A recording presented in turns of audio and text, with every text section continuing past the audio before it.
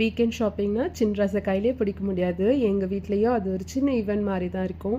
வீட்டிலே இருக்க எனக்கு ஷாப்பிங் போகிற சான்ஸ் கிடைச்சா போதும். ஈவன் ப்ரொவிஷன் வாங்க போகிறதுனா கூட ஃபர்ஸ்ட் ஆளாக ரெடி ஆயிடுவேன் நான்.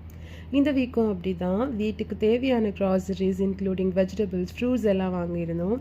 அதில் ஒரு ஃப்ரூட் பார்க்கவே டிஃப்ரெண்ட்டாக இருந்தது. வேறு யார், நம்ம கொய்யாக்கா தான். ஸோ அவரை ஒரு ஜூம் கேப்சர் பண்ணியாச்சு. ஷாப்பிங் போகிறதே இதுக்காக தான் அப்படின்ற மாதிரி ஒரு ஸ்பாட் இருக்கும் அங்கே. அதுனா நம்மளோட favourite spot.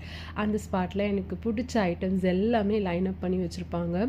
Moisturiser, serum, foundation, lipstick இதெல்லாமே இருக்கும். நான் வாங்குறேனோ இல்லையோ ஒரு வாட்டி பார்த்துட்டாவது வந்துடுவேன். அப்புறம் நான் வர வழியில் சிக்கன் வாங்கியிருந்தோம். அதை வீட்டுக்கு கொண்டு வந்ததுக்கப்புறமா மேரினேட் பண்ணி ஃப்ரிட்ஜில் ஸ்டோர் பண்ணி வச்சாச்சு. அப்புறம் வாங்கிட்டு வந்த ஃப்ரூட்ஸ் எல்லாத்தையுமே பீல் கட் பண்ணிவிட்டு அதையும் அந்தந்த கண்டெய்னரில் போட்டு ஸ்டோர் பண்ணி ஃப்ரிட்ஜ்குள்ளே வச்சுட்டேன். இது கட் ஆஃப் பண்ணதுக்கப்புறம் அதோட வேஸ்டேஜஸை கொண்டு வந்து நான் ஒரு கண்டெய்னரில் போட்டு அதில் வாட்டர் ஃபில் பண்ணிப்பேன். அது ஒரு 2-3 டேஸ் சோக் ஆனதுக்கப்புறம் இருக்கிற பிளான்ட்ஸ்க்கெல்லாம் ஊற்றுவேன். இது வந்து எங்கள் அம்மா கொடுத்த ஐடியா. எனக்கு என்னமோ இது ஒரு 2 மந்த்தாக நான் ஃபாலோ பண்ணுறேன்.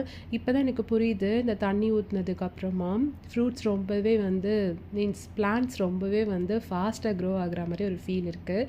இதுக்கப்புறம் கம்மிங் வ்ளாக்ஸ் நீங்கள் பார்க்குறதுக்கு என்னோடய சேனலை சப்ஸ்கிரைப் பண்ணிக்கோங்க. இப்போ பாய்.